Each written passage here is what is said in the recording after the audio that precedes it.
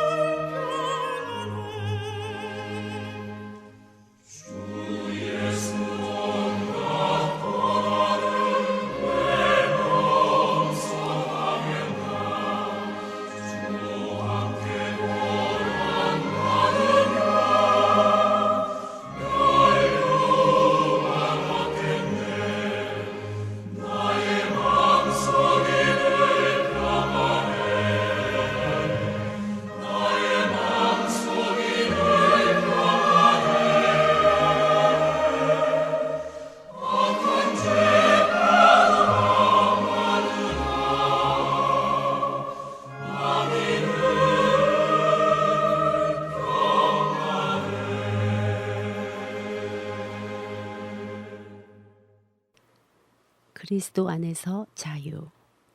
아들이 너희를 자유케 하면 저희가 진실로 자유케 될 것이다. 우리 안에서 죄에 속했던 옛사람이 죽고 새 사람이 살아나게 될 때에 우리는 새롭고 완벽한 자유를 경험할 것입니다.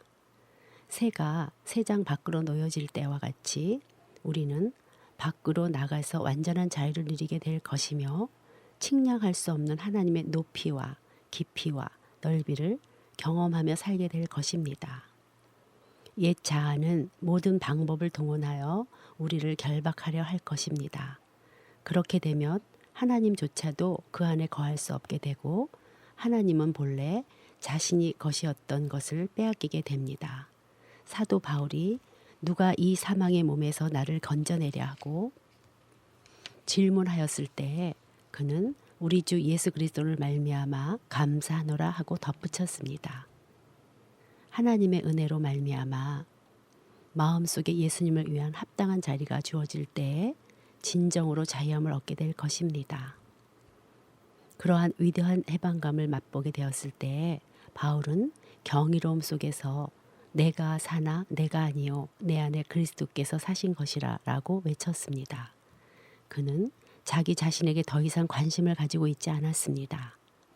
그는 자기 안에서 살기 위해 오셔서 일하시는 이 세 사람, 즉 예수 그리스도에게만 관심을 갖고 있었습니다.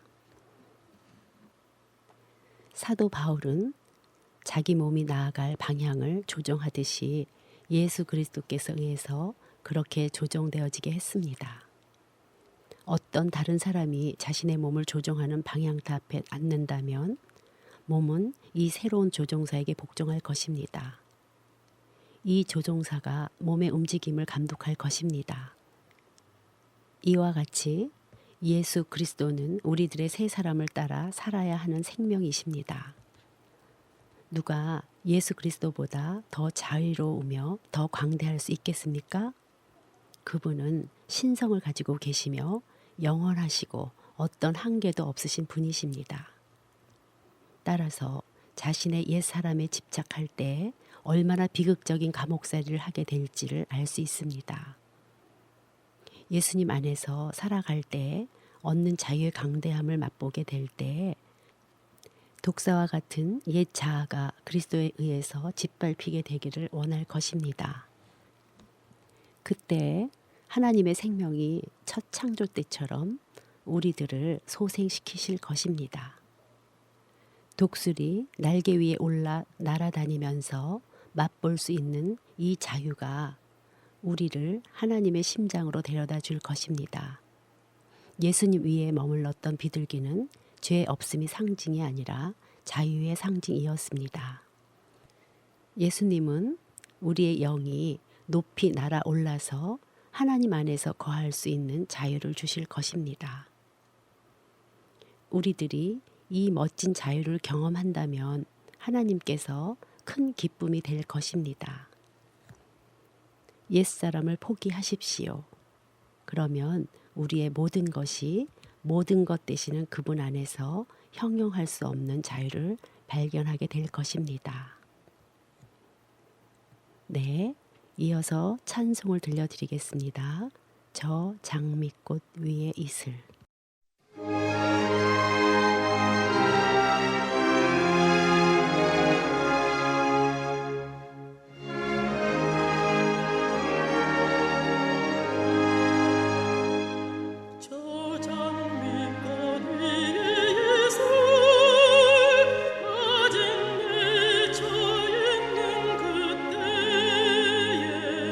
귀에 우는 이 소리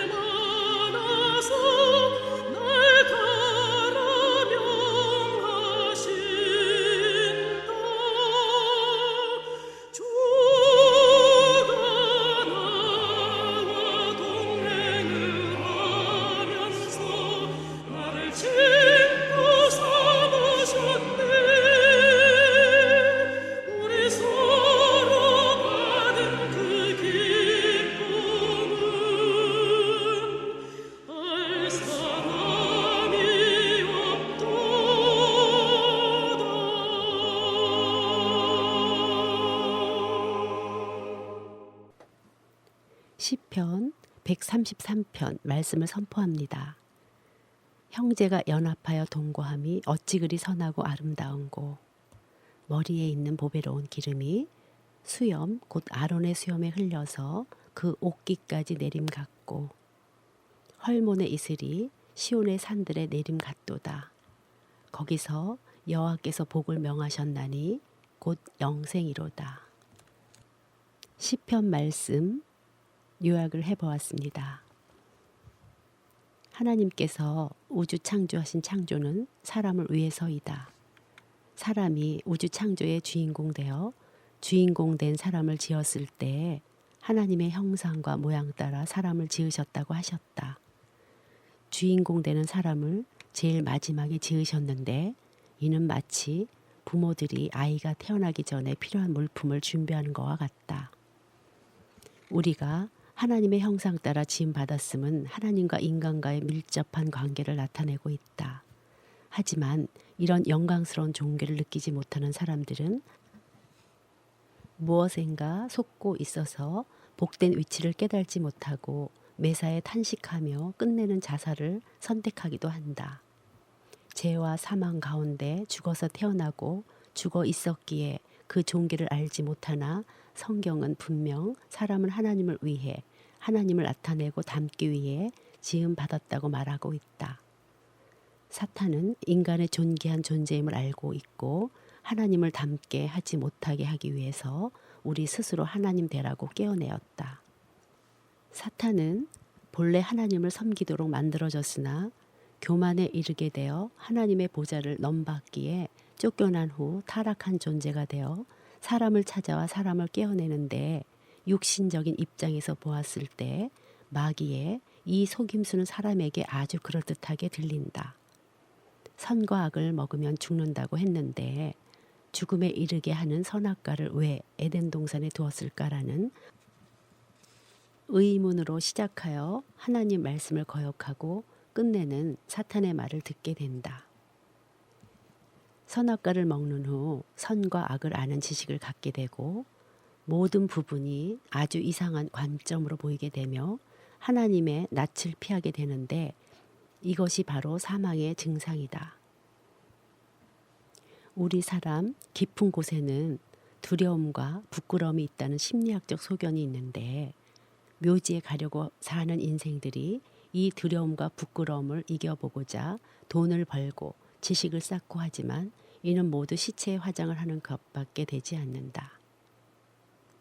스스로를 하나님 위치에 두고 힘 있는 듯 과장하고 으뜸이 되려고 하는 습성이 인간 속에 있고 자신이라는 가짜 하나님을 섬기기에 진짜 하나님을 거부하는 것, 스스로를 하나님과 같은 수준이라고 생각하여 하나님께 순종하기를 거부한다. 네, 이어서 찬양을 들려드리겠습니다. 내 진정 사모하는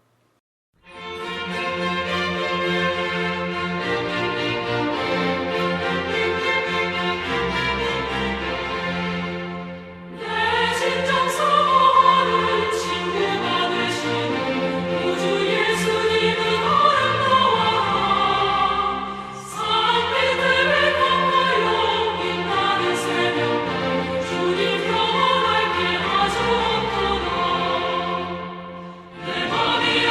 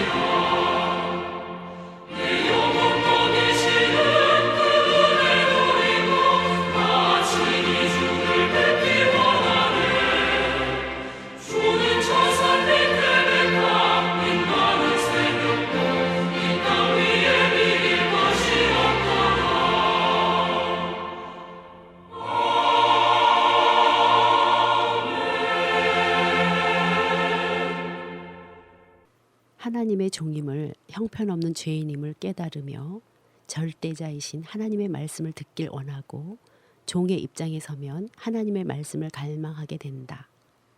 진실된 내가 죄인이고 만물보다 부패된 존재임을 알게 되면 유일한 참이고 유일하게 나를 살릴 수 있는 하나님의 말씀만 듣기를 원하게 된다. 회사에 입사했을 때 사원된 입장에서는 회장의 말만 듣고 실천하기를 원하였지만 내가 사장된 입장에서는 나 말고 다른 사장의 존재가 제일 싫은 것처럼 두 사장이 존재할 수 없기에 둘 중 하나는 죽어야 된다는 것이다. 가짜 하나님으로 세운 내 자신은 하나님과 싸워야 하고 반박해야 하기에 그 결과로 이 세상의 모든 면모가 뒤틀려 있고 내가 하나님이 아닌데 하나님처럼 되어 있는 교만을 내려놓고 회개하는 것이 기독교이다. 오늘날의 인생들은 하나님 말씀 앞에 종이 아닌 사장이 되어 있어 하나님 말씀을 갈망하지도 듣길 원하지도 않는다.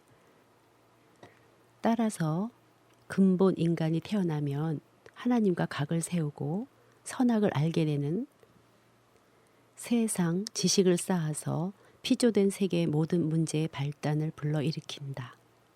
먹고 마시고 입은 것은 육신에 속한 것들이며 넘치게 소유할 필요가 없다. 나는 선이고 상대는 악임을 주장하며 매일매일 일어나는 부부와의 관계, 나라와 나라의 관계, 모든 하나님을 떠난 죄의 근본으로부터 나오는 것이다. 늘 붙어있는 생명 과실과는 달리 선악과를 먹는 이유의 지식을 기반한 인생은 늘 독립적이고 독단적이다.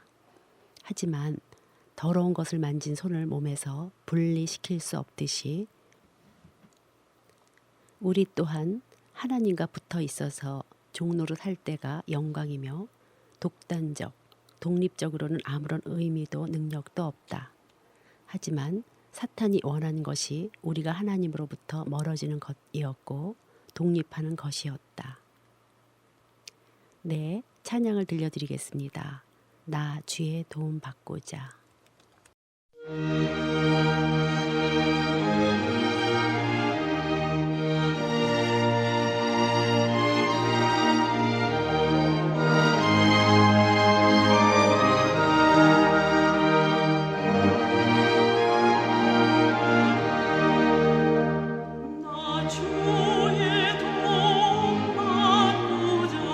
주의 손님께 빕니다. 그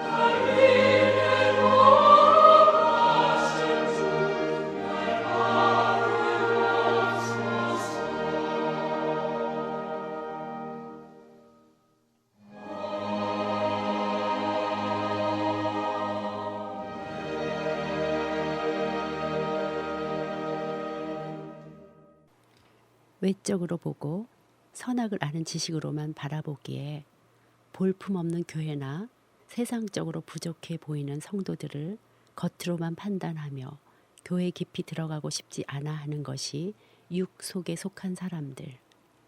마가복음을 보면 예수님께서 세리들과 같이 식사하는 것을 본 유대인들은 아우성쳤지만 예수님이 그들을 선택한 이유는 생명이신 예수님께서 나를 따르라 라고 말씀하신 즉시 세리들은 순종하고 예수님을 따라 일어섰고 생명이신 예수님께서 말씀하신 그 순간 예수님의 제자가 되었기 때문이다.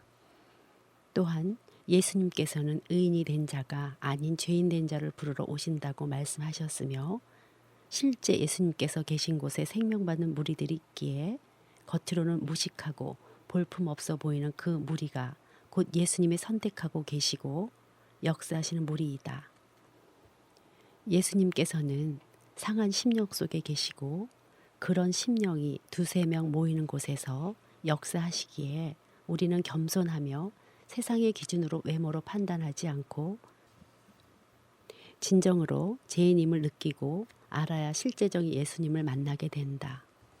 세상은 형편없는 인간이라고 버리고 무시하지만 주님께서는 그 사람을 쓰시려고 구원해 내셨다. 주님이 쓰시려고 결정하신 사람 옆에 가면 주님의 역사가 있고 주님의 공급이 따른다. 만약 인류의 조상이 선악과가 아닌 생명과를 먹었다면 우리 인간들도 하나님의 천국에 동참되었을 것이다. 하지만 불행하게도 마귀 말에 속은 우리를 너무도 불쌍히 여겨서 생명나무이신 그리스도를 우리에게 보내주셨다. 십자가에서 죽으심으로 선악의 모든 죄를 해결해 주시고 죄악의 핵심을 없애 주셨으며 부활의 생명으로 우리 속에 오셔서 교회를 세우셨다. 예수님을 모신 교회는 선악과 원리가 아닌 생명과로 살아가야 한다. 선악의 원리를 가지고 교회에 들어오면 분열이 일어나며 요즘 교회 문제점들이 이 원리 때문에 종교인들끼리 선악을 따져가며 싸우고 있다. 아주 형편없는 선악과를 먹는 인간들이 생명과실인 그리스도와 연합하여 하나 될 수 있다는 것이 얼마나 영광되고 감사한 일인가. 그리스도의 십자가에서 내 선악 지식은 모두 무너지고 오직 생명과실만 충만하여 모인 교회.